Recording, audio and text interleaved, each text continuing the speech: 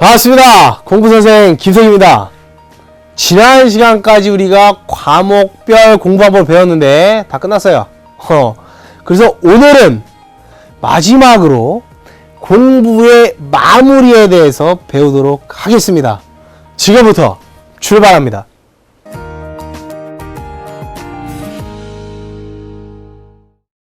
우리가 사회과학 공부의 핵심이 뭐라 그랬냐? 현상에 대한 관점을 파악해야 된다. 그래서 사회 같은 경우는 어땠어? 사회과학 선생님이 지난번에 같이 얘기했던 이유가 사회라는 과목과 과학이라는 과목 모두 다 현상. 사회는 사람들이 살고 있는 현상. 과학은 자연의 현상을 갖고 각각의 관점을 갖고 설명을 해놓는 거야. 그래서 사회라는 과목은 우리가 갖고 있는 사람들 사이에서 일어나는 여러 가지 돈 문제, 권력 문제, 지배 문제, 사람들의 생각의 문제, 이런 것들을 일정한 이론으로 만들어 놓고 그 이론을 통해서 어떻게 그 사람들을 다시금 설명할 수 있냐. 그래서 여기에 대한 일정한 이론과 이거를 설명하는 여러 가지 지문들, 여러 가지 데이터들, 여러 가지 자료, 도표, 그래프, 이거를 해석을 할 줄 알아야 된다. 이런 얘기 했었죠. 그래서 윤리, 지리류, 그리고 또 뭐 있었어? 나와야 될 거 아니야. 역사, 그리고 일반 사회, 이런 식으로 시리즈가 나눠지고, 물론 너는 그 중에 두 개만 선택해서 공부를 하겠지만, 지난번 강의 선생님 강의 들었으면 생각을 해야 돼. 그냥 무턱대고 사회문화가 제일 쉽대더라. 그거 주워다 공부하고 힘들어. 사회문화 같이 쉬운 과목들은 누구나 다 쉽기 때문에 경쟁이 세. 그러면 결국에 거의 다 맞아야 되는 그런 아주 난관이 있죠. 남들이 어렵다. 그럼 나도 어려워. 그러나 내가 잘한다? 그럼 해볼 만한 거야. 무슨 말인지 알겠지? 그래서 네가 공부할 때 반드시 사회 같은 경우는 일정한 이 설명하는 이론들에 대해서 이걸 어떻게 해석을 했나? 그 그래프나 도표나 이런 걸 다 알고 있어야 돼. 그래서 역사 같은 경우는 거기 나온 여러 가지 무슨 사진들, 사진자료 이런 거 다다다다 외우라고 이런 얘기했죠. 여러 가지 뭐 그래프라든지 뭐 지리에 나오는 뭐 여러 가지 뭐 생산량 그래프나 이런 거 전부 다 그림 같은 거 다 외우고 있어야 돼. 오케이? 이게 외우지 않으면 할 수가 없다. 그리고 선생님이 얘기했지만 윤리 같은 경우 네가 대충 읽어보고 문제 풀려고 이러면 안 되는 거야. 알고 있는 지식으로 교과서에 나온 내용 근거로 문제를 푸는 그런 방식이 필요하고, 과학 같은 경우는 어때요? 마찬가지야. 과학도 실제로 일어나고 있는 자연 현상을 갖고 이론으로 설명을 해놨어. 그걸 갖고 어떻게 실험을 통해서 다시금 이 자연을 설명을 해보는 거죠. 그래서 당연히 실험에 대한 분석, 실험의 과정, 실험의 원인, 실험 결과, 결과의 의미 다 알고 있어야 돼. 그래서 물화생지 나올 때 각각 과목별로 어떻게 공부를 해야 된다. 선생님 지난 시간에 다 이야기를 했어.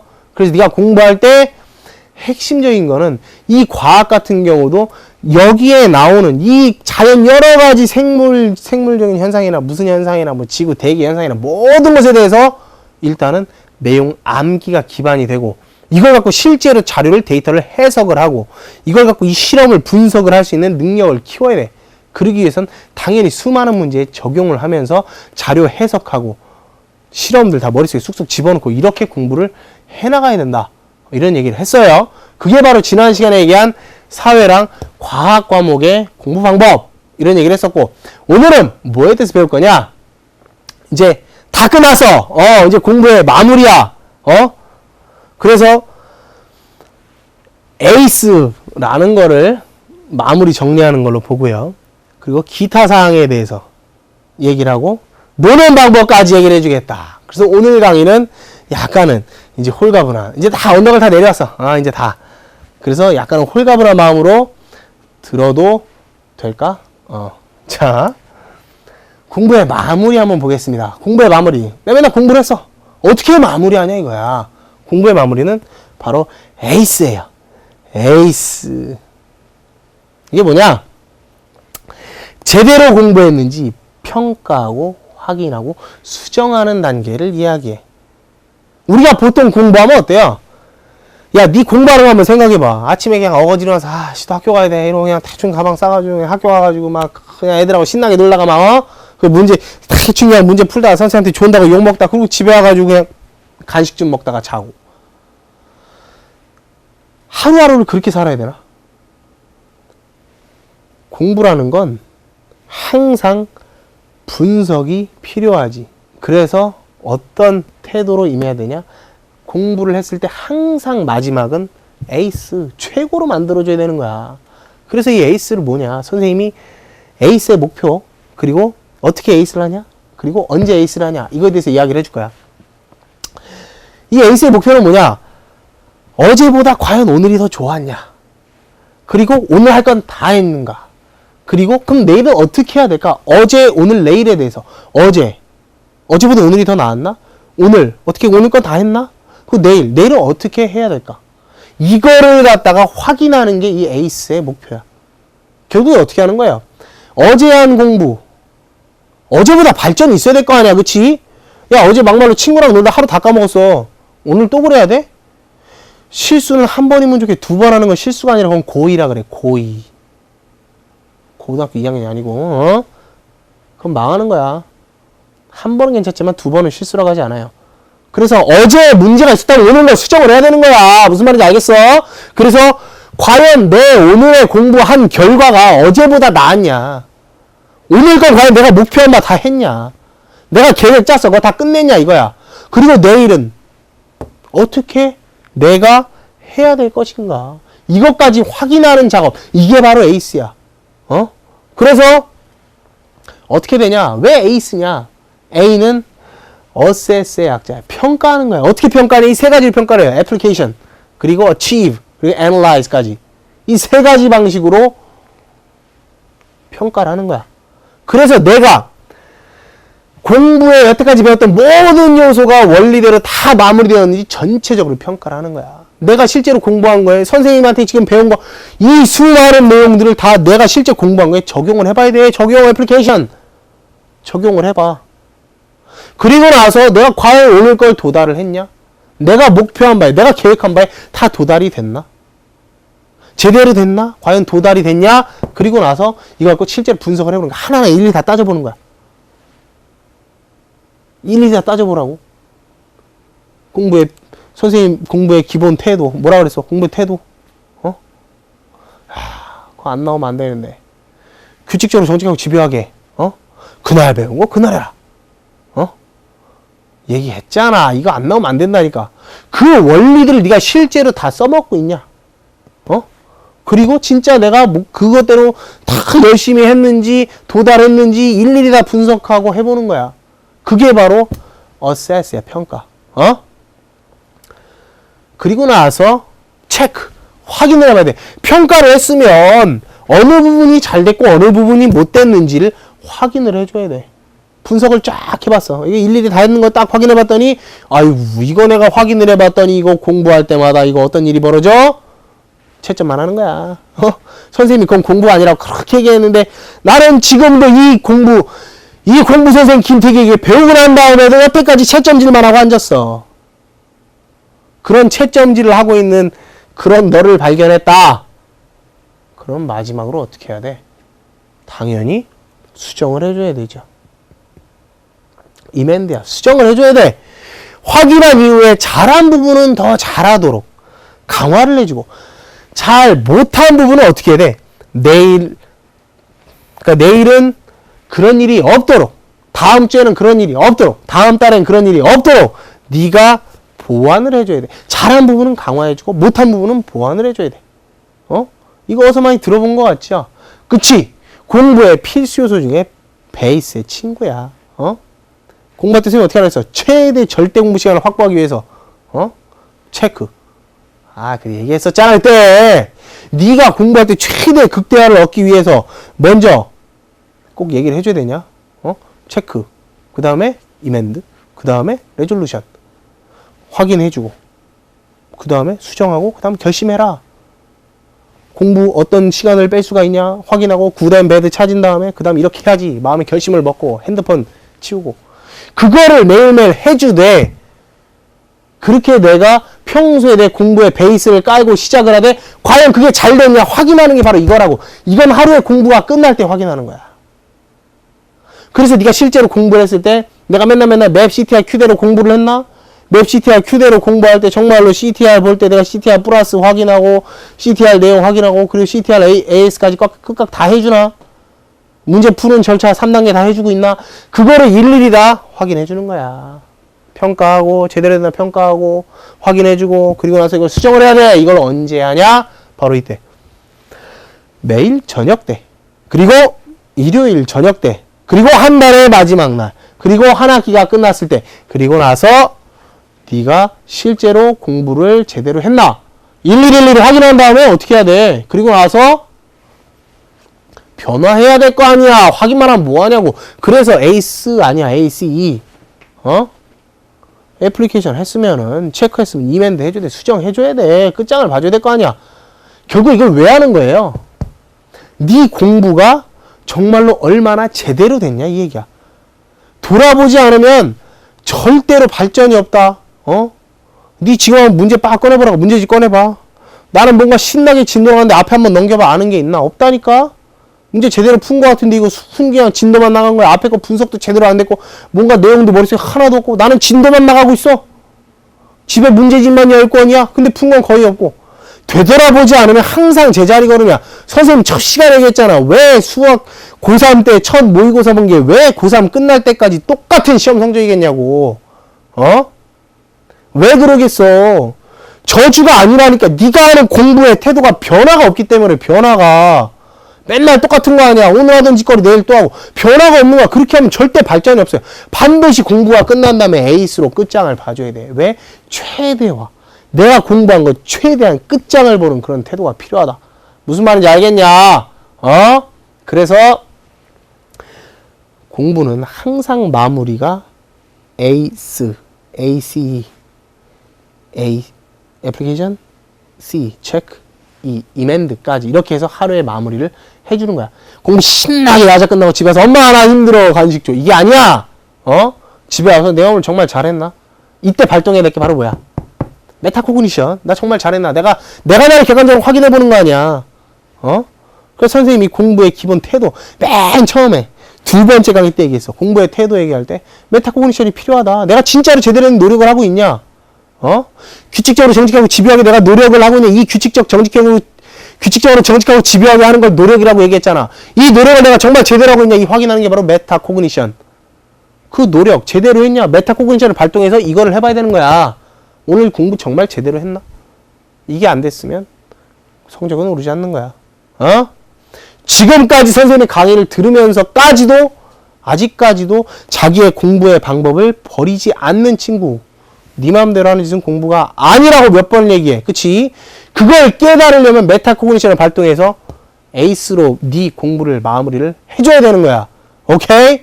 그래서 일단은 우리가 배웠던 공부의 방법은 여기까지 마무리를 하고요.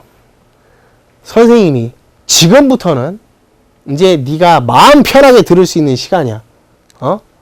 굉장히 그러나 소홀한 내용은 아니고 굉장히 중요한 내용이야. 잘 봐. 선생님이 마지막으로 준비했다. 이제 공부에 도움되는 거. 그리고 네 놀 때 어떻게 놀아야 되냐. 이걸 얘기할 거야. 지금부터는 마음 편히 들어도 관계없지만 꼭 숙제해야 돼. 자, 먼저 뭔가 잔뜩 확 나왔지. 잘 봐. 문제집 선정하는 방법을 알려드리겠어. 문제집 선정하는 거.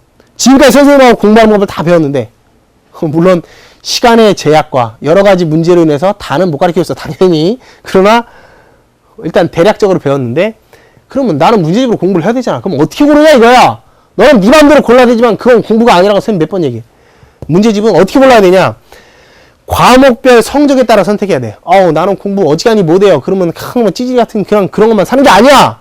네가 잘하는 네 성향에 맞는 그걸 골라서 해야 돼. 근데 그 기준은 일단 성적이야. 성적에 맞춰서 고른다. 그래서 과목별로 네가 성적이 높은 건 좋은 문제집, 안 좋은 건 안 좋은 문제집을 당연히 골라야 돼.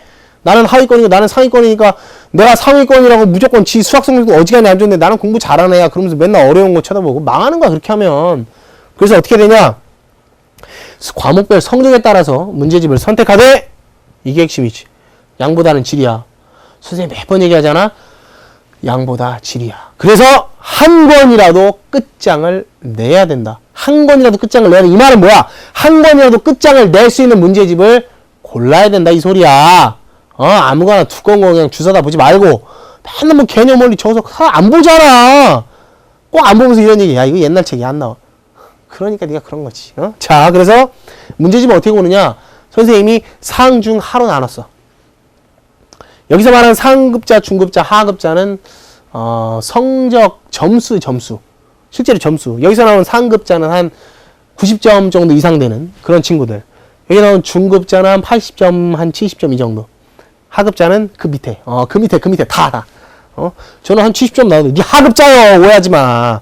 뭐 70점 정도면, 선생님 70점 정도면 괜찮지 않아! 그거 니 생각이야.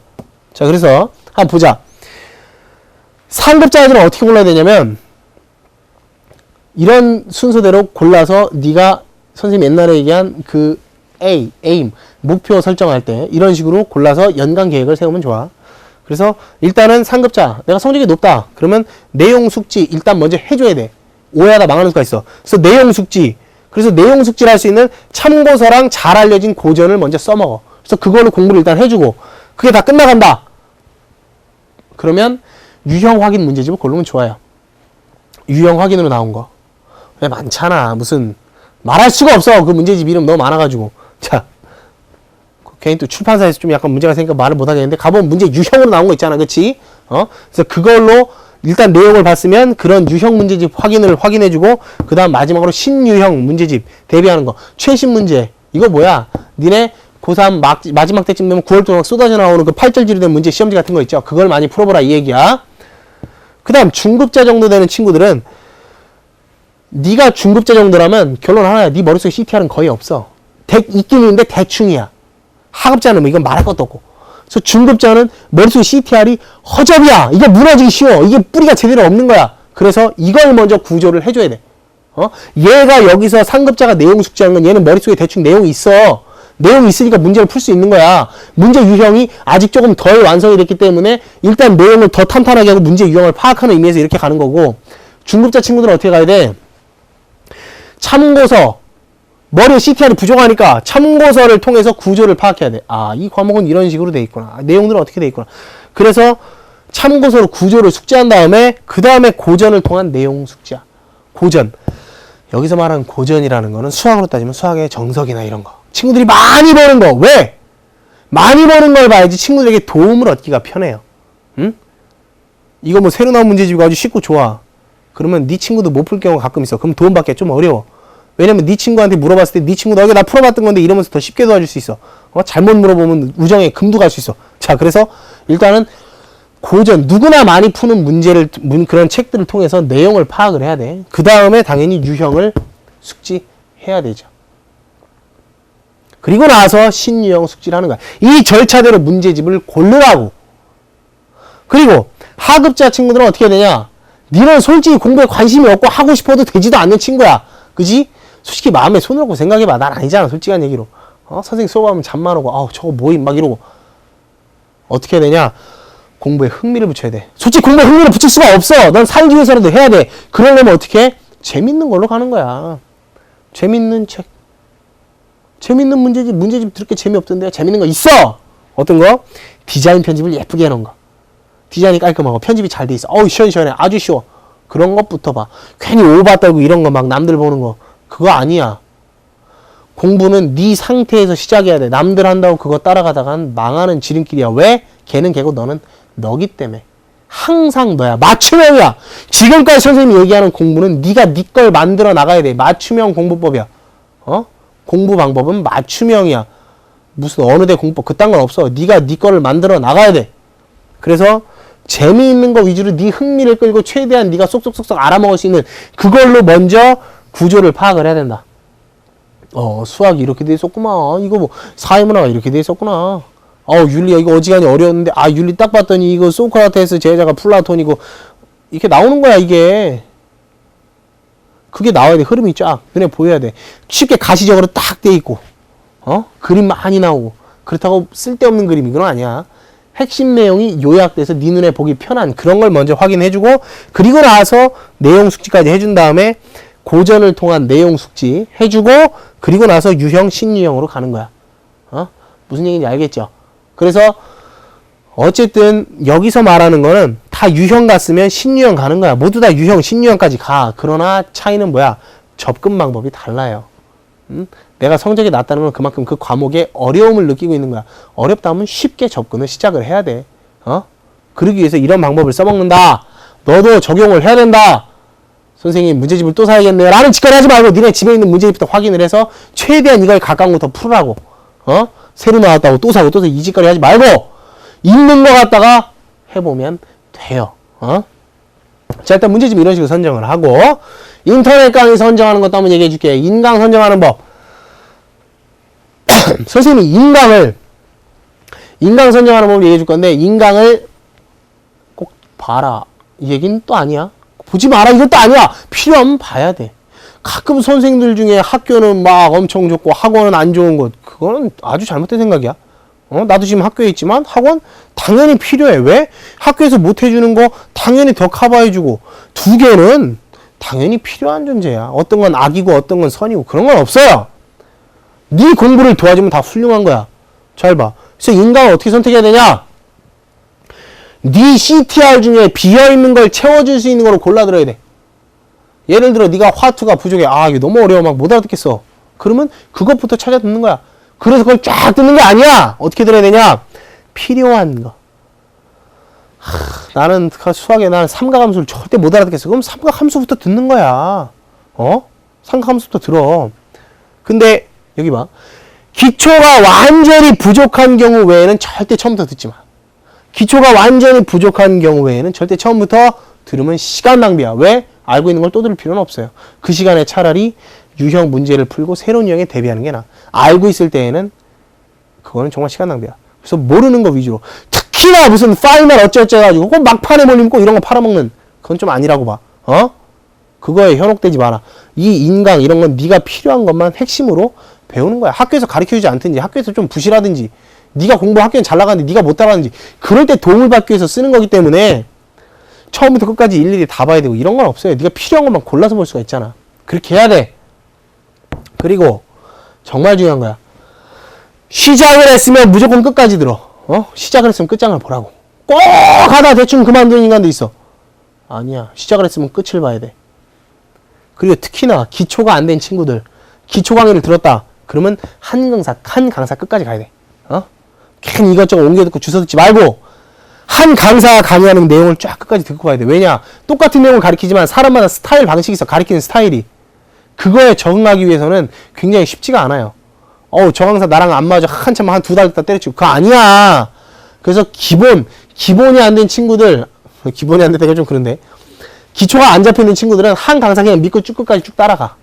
중간에 바꾸고 이런 짓은 하지 마세요. 근데 실전 강의는 상관없어. 누구 거들은 상관없어. 실전 강의는 많이 접할수록 좋아. 한 선생의 강의를 실전까지 듣는 건 그거는 조금 지양했으면 좋겠어. 차라리 여러 강사의 강의를 많이 접해보는 게 좋고, 참고로 미안하지만 파인할 때까지 가서 인강 듣는 친구들은 그거는 그래 문제 풀 때 한 2g 정도 도움은 되겠지만 네 혼자 스스로 분석이 돼야 돼요. 끝까지 인강에 매달리고 이런 짓 하는 친구들은 참 그건 아니라고 봐. 그 다음 학원 선택법. 선생님 참 실전이죠. 참 실용적인 것만 무조건 가르쳐줘. 학원 선택은 어떻게 되냐? 학원 선택은 보통 우리가 학원 갈 때 집 주변에 가까운 거 가든지 내 친구 가는데 따라가든지 그거 아니라는 거. 학원은 부족한 과목에 도움받기 위해서 단과를 선택을 하고, 그리고 불안한 마음에 무조건 종합반 선택하는 거는 정말 시간 낭비야. 가본 막 별의별 감언이설을 해. 그럼 싹 넘어가 좋다고. 그거 아니라고. 아까 인강에서 되겠지만 필요한 것만 딱 듣는 거야. 그래서 필요할 때 단과 안 가서 그 과목만 듣는다든지 그런 식으로 해야지. 그냥 가가지고 막 딴 거 다 알고 있는데 일부러 뭐 내 친구 들으니까 같이 주워 두고. 아니야. 같이 망하는 수가 있어. 절대 아니야. 공부는 맞춤형이야. 네 건 네가 알아서 해야 돼. 남의 거 한다고 따라하는 거 아니야. 그래서 요게 중요하지. 단과 한 과목 들으려고 긴 시간 허비하는 건 당연히 낭비. 하나 들으려고 한 2시간 가고. 나 그런 친구 많이 봤어. 부천 살고 있는데 강남 가서 강의 듣고, 강북 사는데 강의 들어 강남 가고. 무슨 짓거리야 그게. 그건 낭비야. 그럴 때 차라리 인강을 활용하세요. 그 이동 아까운 시간. 보통 시간이 아니야. 왔다 갔다 1시간만 쳐봐. 그럼 2시간이야. 가서 뭐해? 수업만 딱 듣고 바로 와? 아니잖아. 그게 안 된다니까. 그거 완전 시간 낭비야. 훌륭한 분 많아. 인강에서 활용하세요. 그러나 이게 중요하지. 대형학원 같은 경우는 강사가 아주 뛰어난 강사 되게 많아요. 왜냐면 수백 명 놓고 막 강의하고 이러기 때문에. 그래서 도움이 많이 될 수가 있어. 근데 단점이 있지. 교사랑 만나기가 힘들어. 네가 실제로 질문이 있든지 뭐 어려운 거 있을 때 가서 물어보면 선생님들 바쁘고 피곤해. 그래서 이럴 때는 어떤 게 낫냐. 차라리 네 성향이 그렇다든지 아니면 도움이 많이 필요하면 동네에 있는 작은 학원 가도 상관없어. 실력이 여기에 비해서 떨어지는 것도 아니야. 유명하지만 않을 뿐이야. 가르치는 건 다 똑같아. 동네 학원, 시골 동네에 있는 선생님들 갔다가 200명, 500명 앉혀있는 강의 가르쳐도 똑같이 해. 왜? 똑같잖아, 내용은. 다만 얼마나 재밌게 가르치냐, 얼마나 효율적으로 가르치느냐, 얼마나 네가 암기가 더 잘 되게 가르치냐, 그 차이일 뿐이야. 내용 전달은 다 똑같은 거야. 아무리 일타 강사고 잘 나가는 강사고 너한테 안 맞으면 끝이야. 무조건 맹신하고 따라가지 마. 학원에 대해서 정말 무조건 맹신하면 그건 진짜 망하는 지름길이야. 그래서 너한테 맞는 걸 꼭 찾아가도록 하고, 동네 학원, 저딴 걸 왜 가, 망하는 거야. 그러지 마. 차라리 동네 학원 가는 게 훨씬 난 경우가 더 많아. 왜? 더 많은 케어를 해주거든. 더 많은 1대1 강의 더 많이 해주고 훨씬 더 나을 경우가 더 많아요. 하나만 명심해. 네 공부에 도움되는 거는 무조건 습득하는 거야. 그 다음 과외 선생님 어떻게 선택을 해야 되냐. 과외 선생님. 선생님도 소시적에 과외 꽤나 해봤는데 선생님이 학교, 학원, 과외 다 뛰어보고 초딩, 중딩, 고딩, 재수생, 그리고 고등학생도 실업계 빼고 인문계, 뭐 실업계스러운 인문계도 있었어. 그리고 외고, 과거 다 가르쳐봤어. 잘 들어. 선생님은 옛날에 과외했을 때 그 주변에 과외하는 친구들 많이 보면 참 답답한 경우 많아. 무조건 명문대생 원하는 거야. 무조건 명문대생. 서울대. 난리 나는 거지. 서울대, 연고대. 오해하지 마. 무조건 명문대생 망하는 지름길이야. 왜냐? 물론 지잡대보다는 실력이 있어. 그러나 자신의 실력과 가르치는 실력은 전혀 별개의 문제야. 선생님이 훌륭해. 야, 보통 서울대, 연고대 갈 정도면 니네 반에 서울대, 연고대 갈 만한 애 딱 보이지 않냐? 걔는 너랑 레벨이 다른 거야. 네가 어려우면 네가 어려워하고 괴로워하는 건 걔는 어렵고 괴롭지가 않아. 네가 어려운 건 걔는 괴롭지 않다고. 그럼 어떻게 돼? 무조건 명문대 훌륭해. 좋아. 배웠어. 선생이 이해가 안 가나? 나 이런 경우 많이 봤어. 가르치는 이해를 못해. 이거 답답한 거야. 나는 얘가 이걸 왜 이해를 못하겠나 모르는 경우가 되게 많아요. 그거 진짜 답답한 거야. 공부는 맞춤형이야. 너랑 맞아야 돼. 무조건 서울대 이 선생 뭐 저기 뭐야 뭐 안 좋은데 아마 장난해. 넌 더 안 좋아. 무조건 명문대생이 아니야. 너랑 맞는 선생님을 찾아야 돼. 너랑 맞는 선생님. 명문대생만 원하지 마. 걔는 너를 이해할 확률이 더 적어. 그리고 명문대생은 잘 나가. 그래서 너 하나에 더 신경을 써주기가 힘들어. 왜? 네 아니어도 딴 애들 쎄였거든. 오해하지 마. 무조건 명문대생이 아니야. 너에게 맞는 선생님이 좋은 거야. 물론 그 선생 실력이 있어. 어떤 선생님 너보다 실력이 있으니까 과외하는 거 아니겠냐? 솔직한 얘기로. 도움 받을 수 있어. 무조건 명문대생이 아니야. 제발 오해하지 마.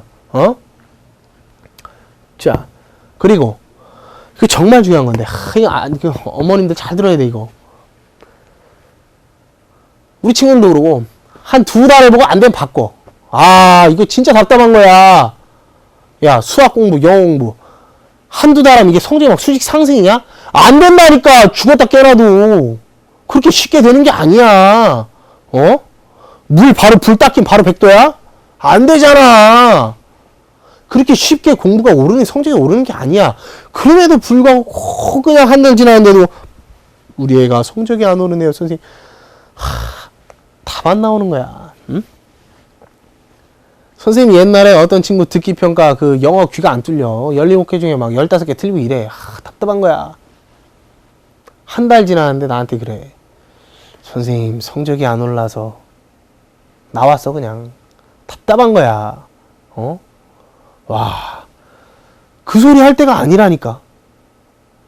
시간이 걸리는 거야. 네가 과정을 가르쳤을 때 네가 배운 내용들이 너한테 체득이 돼서 네가 그걸 써먹고 그게 되는데 걸리는 시간이 있어. 네가 귀가 뚫리고 네가 문제가 풀리게 되는 네 수학적 사고 능력이 올라가는데 걸리는 시간인데 왜 이거는 무시하고 무조건 한 달, 2달 시간 안 지나면 무조건 선생님 바꾸고 망하는 거야 그거. 왜 이렇게 과외를 많이 하고 학원을 숱하게 옮겼는데 성적이 그 모양이겠어. 그렇게 하니까 그 모양인 거야. 한 번 선택했으면 최소한 3개월 이상 바꾸지 마. 아무리 늦어도. 물론 이때는 바꿔도 돼. 선생님이 지각을 한다든지, 얘가 예상 시간보다 빨리 끝낸다든지 그거 성의 없어. 그건 반드시 알아야 돼. 그런 사람은 자주 바꿔. 변경도 자주 하고 일 있어서 바꿔. 그건 아니야. 그건 선생님 기본 자질이 안 돼 있어. 그래서 꼭 명문대생을 우게되지 말고 무조건 바꿔대지 말고. 오케이, 무슨 말인지 알겠냐? 그 다음 노력하는 법에 대해서 얘기를 해볼 거야. 노력하는 법. 노력에 대충 하면 되지 않나요? 한번 봐. 공부를 처음부터 최대한 철저하게 죽도록 해야 된다. 니 지금 선생님하고 이게 강의를 쫙 들어봤는데, 야, 이거 무슨 공부에 태도 해가지고 그냥 규칙적으로 정직하고 집요하게 해야 되고 메타코그니션 어쩌고저쩌고 무력이 노력이 되고 이렇게 해서 실력이 되고 이거부터 해서 맵 CTR 큐대로 CTR은 3단계고 또 맵도 난리가 난 거야. 문제 풀 때도 3단계고 문제 풀 때도 처음에 풀 때 3단계고 분석 어쩌고저쩌고 어지간히 많어. 선생님, 내가 이 얘기 참 많이 들었는데 선생님 이렇게 해야 될까요? 과연 이렇게까지 필요할까요? 선생님의 대답은 이거야. 처음부터 죽도록 해야 돼. 처음부터. 네가 오해하는 것 중에 가장 큰 것 중에 하나가 자동차 엑셀 받듯이 붕 나가기를 원해. 근데 그거 아니야. 처음부터 몰아치고 죽어라고 가야지만 나중에 너의 문제를 발견할 수가 있다고. 처음부터 죽도록 할 수 있는 한 최선을 다해보는 오늘 하루의 목숨을 걸어보는 거야. 그렇게 했을 때 이렇게 해보고 아니면 바꿀 수가 있어. 근데 처음부터 죽도록 해봐야지만 이게 아니면 바꿀 수가 있지. 대충 슬슬 하다 나중에 바꾸려면 어떻게 돼? 그만큼 시간은 다 지나가는 거야. 네가 최대한 철저하게 못했던 시간들이 늘어나는 거야. 되긴 안 되긴 죽도록 최대한 했더니 요게 좀 미흡하고 요러네? 에이스로 아까 했던 이렇게 해서 좀 내일은 더 바꿔보고 이렇게 했을 때 네가 후회도 없고 최대한 그날 하루하루 시간을 정말 알차게 보내는 거지. 슬슬 해가지고 나중에 잘해야지. 그거는 미안하지만 슬슬한 시간에 너는 이미 많은 시간을 낭비하고 있는 거야. 공부는 그렇게 하지 않아. 처음부터 무조건 할 수 있는 한 최대한 하는 거야. 무조건 최대한. 그래야지만 네가 나중에 문제가 어디 있었나 발견을 할 수가 있어. 제발 부탁인데 처음 슬슬하다 나중에 열심히 할 생각 하지 마세요. 그거 잘 안 돼. 처음부터 몰아치는 거야. 담배 끊을 때도 담배 그냥 슬슬 피다 좀 줄여야지. 안 돼 그거. 어느 날 끊는 거야. 그냥 빡 끊어야 돼. 그거밖에 안 되는 거야. 미안해 담배 얘기해서. 넌 담배 안 피는 거 알아. 자, 그래서 요게 핵심이다. 대충해서 실패했을 때 남는 건 없지만 죽도록 해서 실패했을 때 뭘 얻을 수가 있어? 다음으로 이어질 수 있는 근거가 있어요. 그래서 공부는 최대한 철저히 해야 돼. 할 수 있는 한 지금 죽도록 철저히 했을 때 최대한 그 효율성을 극대화하는 거야. 그리고 네가 낭비의 시간이 줄어들지. 거기다가 이렇게 했는데 실패했다. 그럼 또다시 다른 방법으로 또 최대한 할 수 있는 거야. 그러니까 결국에 하루하루를 알차게 보낼 수 있는 거지. 그래서 제발 부탁인데 슬슬하다가 열심히 할 생각 절대 하지 마. 계약해서 첫날 반짝하고 열심히 하고 그 자세로 37에 21 그대로 가야 된다. 오케이? 그 다음 졸릴 때 깨는 법. 실용적이지. 보통 졸려. 엄청 졸려. 공부할 때만 무지하게 졸리죠. 그건 네가 게으르기 때문에 그런 것도 있어 사실. 그러나 대체적으로 호르몬 때문에 그런 것도 있어요. 그래서 졸릴 때 억지로 깨려고 하는 건 소용없어. 그거 시간 낭비야. 왜 이러잖아. 네 졸릴 때 문제 써놓은 거 이거 무슨 알아보야. 이거 무슨 알아보야. 난리가 났어. 이거 아니잖아.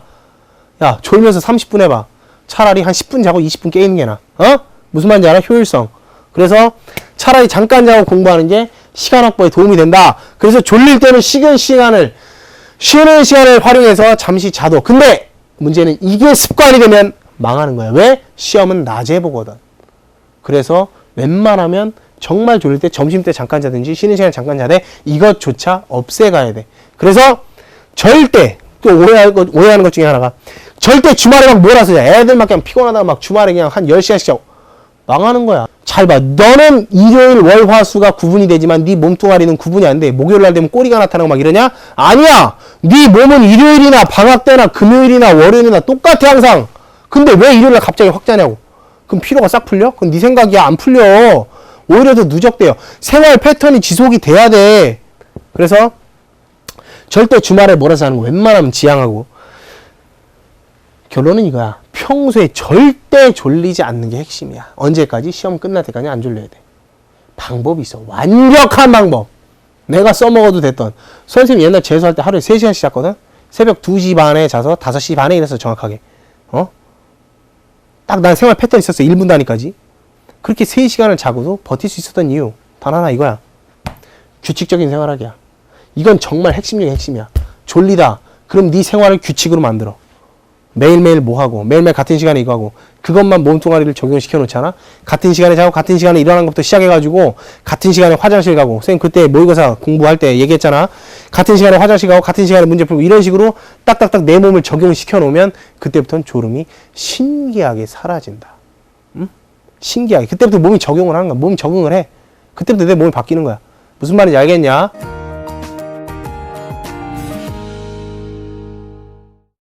쌤 어떻게 놀아야 되나요? 선생님 너무 친절해서 너에게 노는 방법까지 알려주지. 그러나 놀면서 공부가 되는 걸 알려주는 거야. 놀면서 어떻게 공부가 될까? 돼. 이렇게 놀아야 돼. 그 놀기 전에 이걸 한번 보죠. 네가 놀든지 공부하든지 모든 건 다 너에게 뭐야? 경험이지. 이 경험이라는 건 직접 경험이 있고 간접 경험이 있어. 그치? 체험과 책을 통해서 직접 경험과 간접 경험을 해. 이게 다 뭐야? 네 시험 볼 때 다 쓰이는 거야. 그래서 이걸 기억에 저장하는 게 핵심이지. 여러 가지 경험을 저장을 해야 돼. 그래야 나중에 뭐 시험 문제 볼 때도 쓰고 면접 볼 때도 나가서 얘기하고 다 써먹는 거야. 네가 모든 경험을 써먹는 거야. 그래서 근데 문제는 이거야. 써뭐 다 저장을 했는데 이게 아웃풋이 안 나오는 거야. 이게 아는데 답이 3, 5번 안 골라져. 3번, 5번인가? 기억되게 리을인가 기억되게인가 헷갈리는 거야. 안 골라져. 왜 그러겠어? 완벽한 아웃풋이 덜 되는 거야. 그래서 끊임없는 사고를 해야 돼. 생각을 계속 해야 돼. 그래서 아웃풋을 현실화해주는 방식으로 네가 모든 경험을 해줘야 된다. 그래서 놀 때도 이걸 적용해야 돼. 그래서 선생님이 하나씩 얘기했어. 먼저 논술 대비하면서 노는 방법이 있어요. 물론 여기 선생님이 얘기할 거는 진짜로 노는 방법도 있고 가짜로 노는 거 없어. 다 진짜로 노는 거야. 자, 잘 봐. 먼저 이거부터 얘기할게. 논술 대비부터 얘기할 건데 요걸 먼저 보고 가자. 모든 공부에는 한자가 도움이 돼요. 혹자는 우리나라 말의 70%가 한자다. 어떤 국어학자는 천만의 말 쓴 건 네 생각이야. 이러고 지들끼리 싸고 난리가 났어. 그러나 명확한 거는 우리가 쓰는 말에는 다 한자가 많이 들어가 있다는 거야. 몇 프로가 중요한 게 아니야. 한자가 많이 쓰였어. 그 말은 뭐야? 네가 이해하는데 그만큼 도움이 덜 된다 이거야. 한자로 했을 때 좋은 건 한 가지밖에 없어. 물론 뭐 여러 가지 있겠지만 그중에 대표적인 건 하나야. 긴 거를 줄여 쓸 수가 있거든. 긴 걸 줄여 쓸 수가 있어. 막 엄청나게 긴 거를 딱 한 단어로 뜻을 품은 단어로 빡 줄일 수가 있는 거야. 그래서 한자라는 건 네가 완벽하게 이해하려면 그거를 실제로 사전으로 보는 방법밖에 없어요. 그래서 네가 한자를 잘 알고 있어야 돼. 그래서 지금부터 뭐 한자 공부하라 이런 얘기는 꼭 아니야. 그러나 어느 정도의 한자는 알고 있어야 된다는 거. 그게 공부에 도움이 된다. 자, 그래서 논술 대비하는 것부터 한번 얘기해 볼게요. 논술 대비 어떻게 되냐? 국어 공부할 때 나왔던 거야. 선생님이 그때도 방학 때 어떻게 해라 이런 식으로 얘기했었잖아. 그래서 신문 보고 하와이 시비 거는 거야. 신문 보고. 신문을 봐. 평소에 쉬면서 신문을 딱 볼 때 인터넷 신문도 그래 괜찮아. 신문 보고 시비 거는데 이렇게 했으면 이렇게 하면 좋아요. 보수랑 진보 둘 다 보면서 동일 주제에 대해서 시선 파악 및 시비를 거는 거야. 예를 들어서 우리가 대표적인 보수라고 하는 게 조중동이죠. 대표적인 진보라는 게 한겨레하고 경향신문이야. 천안함 사건. 지금 막 북한에서 쳐들어오네 뭐네 난리 났어. 막 우리나라 뭐 옛날엔 팀 스피리트 훈련할 때도 그랬고 요즘에는 키 리졸브 훈련할 때도 그렇고 우리나라에서 훈련하는데 왜 난리들이야. 그거에 대해서 보수는 이해를 못하는 거야. 왜 북한 사람들은 저 모양일까? 지가 뭔데? 왜 우리 땅에서 훈련하는데 왜 저럴까? 진보에서는 어떤 줄 알아? 왜 북한을 자극하는 행동을 하냐? 이딴 소리 하는 거야. 이게 서로가 그래요. 보수 진보가 싸우면 똑같은 현상인데 그렇게 본다니까. 너는 어느 쪽에 서야 되냐? 둘 다 볼 줄 알아야 돼. 그래서 각각의 핵심이 뭔지 파악해서 나는 어떤 생각이고 이건 어때서 좋고 이건 어째서 안 좋고 이게 구분이 돼야 돼. 그래서 어떤 장단점이 있냐, 왜 그러냐, 나는 왜 그렇게 생각하냐, 나는 도대체 이 양반의 논리가 뭐였는데 그럼 나는 이렇게 주장할 거야. 그런 식으로 해서 내 논리를 다져가는 거야. 그러면 내가 이렇게 반박했을 때 이걸 쓴 사람은 또 어떻게 얘기를 할까? 왜 그런가? 그러면서 계속 네 논리를 키워나가는 거야. 그렇게 해서 버릴 건 버리고 취할 건 취하고 그렇게 해가지고 결국에 일기도 쓰고 네가 논술도 해보고 이런 식으로 실제로 논술 대비를 해보는 거야. 이건 평소에는 시비 걸고 뭐 이런 게 다 있나? 이렇게 해도 좋고 방학 때는 실제로 논술을 써보는 방법까지 해도 아주 도움이 돼요. 자, 그래서 일기 쓸 때 동화, 논술, 기행은 다양한 일기 써보는 거야. 너 일기란 건 전혀 안 쓰잖아. 일기를 꼭 쓰라는 얘기가 아니라 네가 네 생각을 간단하게 적어보는. 왜 그때 선생님이 사설에 시비 걸기 얘기하면서 이렇게 단락 요약하고 이런 거 해보라 그랬잖아. 분석하고 문단 간의 관계. 그런 걸 다 해보고 네 생각을 써보고 시간이 지난 다음에 또 보면 네 생각이 얼마나 발전했나도 비교가 된다니까. 무슨 말인지 알겠니? 이런 식으로 하고 그 다음 국어시험 대비해서 네가 어떻게 쉬어야 되냐? 신문을 보고 제목 맞추기. 선생님 많이 얘기했잖아. 이 사람이 이 제목을 뽑아놓은 건 여기에 있는 내용의 핵심적인 걸 뽑아놨으니까 당연히 내용만 보고 네가 맞추는 그런 훈련을 해볼 수가 있고요. 그리고 독서. 당연히 독서는 어떻게 해야 돼? 교과서의 모든 문학작품은 당연히 일부분만 나오기 때문에 시험은 뭐에서 나와? 똑같은 문학작품인데 다른 부분 내는 거야. 그래서 어떻게 해야 돼? 이걸 다 찾아서 읽는 그런 식으로 네가 읽도록 하고 그리고 고삐리 필독서 있잖아. 그런 거 찾아다가 읽으면 당연히 그런 식으로 국어시험이 대비가 되는 거야. 그 수학은 어떻게 해? 이 책 제목을 좀 얘기해서 좀 그런데 네가 읽어보면 도움되는 책이기 때문에 이야기하는 거야. 앗 시리즈 중에 수학이 수근수근 뭐 이런 것도 있고요. 수학의 역사, 암호의 역사, 맨사, 두나 트레이닝 뭐 이런 책도 있어. 가서 한번 봐봐. 무조건 엄청나게 도움이 돼요. 평소에 이건 다 쉴 때 얘기하는 거야.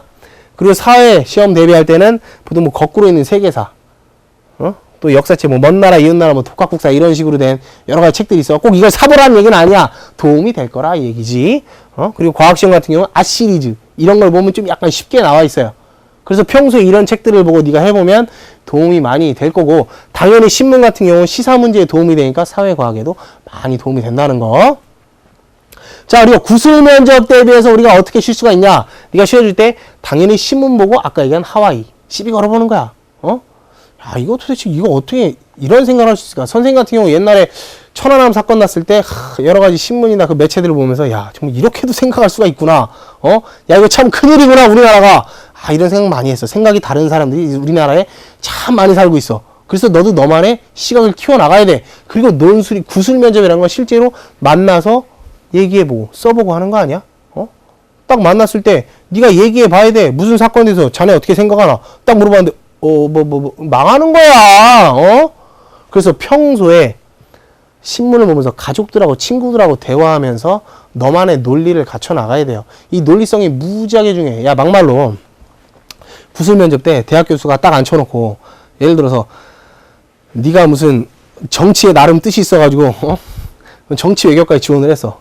다 그러면은 정치 외교과 교수가 널 딱 만나가지고 자네 한미 관계에 대해서 어떻게 생각하나? 이런 거 물어봤을 때 야, 솔직하게 너한테 뭘 기대하느냐? 너한테 북한과 관련된 한미 그 연합 문제 그런 걸 얘기하고자 하는 게 아니야. 네가 지식이 천박할 거라는 건 너도 알고 교수도 알아. 너에게 요구하는 건 당연히 뭐야? 엄청난 지식이 아니야. 너에게 요구하는 건 딱 두 가지. 최근 현안에 대해서 네가 알고 있느냐? 또 한 가지는 네가 갖고 있는 아주 약하지만 그 논리를 얼마나 조리 있게 펴나가냐. 그걸 보는 거야. 너에게 엄청난 지식과 뭔가 엄청난 걸 원하지 않아. 무슨 말인지 알겠니? 그러기 위해서는 네가 평소에 신문을 보면서 여러 가지 상식과 그걸 통해서 너만의 견해와 그걸 통해서 너만의 논리를 키워나가야 돼. 말싸움하다 안 되면 욕하고 때리고 이게 아니잖아. 너만의 논리로 반박을 할 수가 있어야 되는 거야. 자, 그 다음 마지막으로 기타 공부에 도움이 되는 스킬들. 야, 이거 어디서도 보기 힘든 건데 잘 봐. 각종 시리즈로 놀 때에 대한 거야. 어떻게 놀아줘야 되냐. 자, 뭐 첫 번째 영화. 영화는 뭘 봐야 되냐. 우리 마누라 영화 볼 때 맨날 우리 마누라는 해피엔딩으로 끝나는 러브스토리 아니면 안 봐. 아주 쉽지 않아. 그래서 난 우리 마누라가 결혼한 후에 영화를 본 적이 없어. 자, 물론 뭐 바빠서 좀 그렇긴 했지만 자, 영화는 뭘 보면 네가 공부에 도움이 되냐. 첩보 영화가 아주 좋아요. 첩보 영화 서로 속이고 속고 나중에 알고 봤더니 끝에 또 반전이야. 근데 미안하지만 우리나라 국산 첩보 영화는 조금 지저분해. 뭐 감독님께 좀 미안하지만 지저분하기보다는 국산 첩보 영화가 굉장히 좀 난이도가 있어. 이해하기가 굉장히 좀 쉽지가 않아. 왜냐면 국산은 우리나라 사람이 좀 약간 이게 좀 이렇게 머리가 좋아가지고 꼬은 걸 또 꼬고 또 꼬고 그래. 알고 봤더니 저게 배신자인 줄 알았는데 나중에 봤더니 또 저게 또 배신자고 막 이런 게 되게 복잡한 게 많아요. 그래서 첩보 영화 보면은 남자애들 얘기 액션 같은 거 나오고 뭐 그러기 때문에 굉장히 도움이 많이 돼. 그래서 사고력과 판단력을 키울 수가 있어요. 굉장히 도움이 많이 된다. 그 뭐 미드 같은 경우는 뭐 24 이런 거 있는데 그런 거 보면 엄청 도움돼요. 액션 막 나오고 서로 속이고 속고 막 이런 거 많이 도움돼. 제발 괜히 그냥 쓰잘데기 막 사람 막 죽이고 막 그냥 그런 맹목적인 거 보지 말고 영화를 보더라도 이런 걸 보면 도움이 되더라. 응?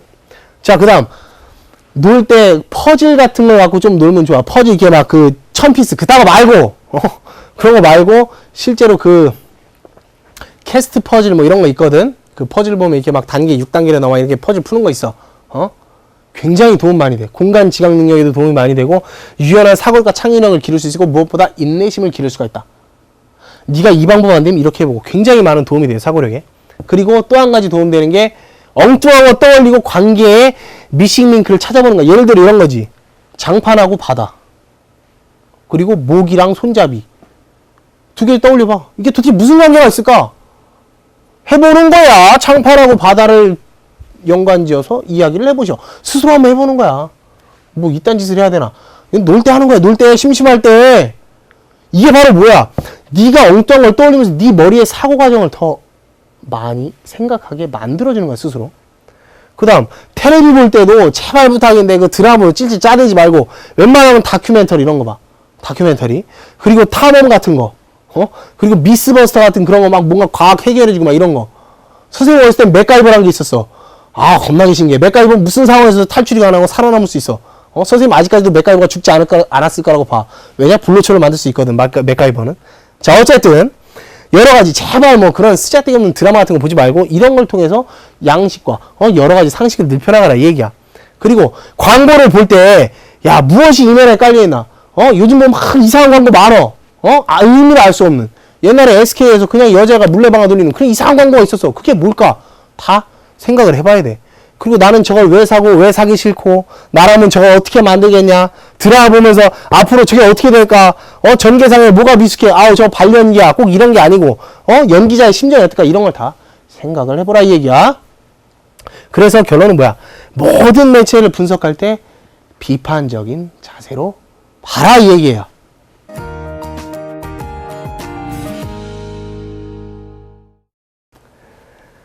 자, 이번 시간에 공부의 마무리에 대해서 봤습니다. 그래서 공부를 최대한 효율적으로 하기 위해서 필요한 3가지 얘기했어요.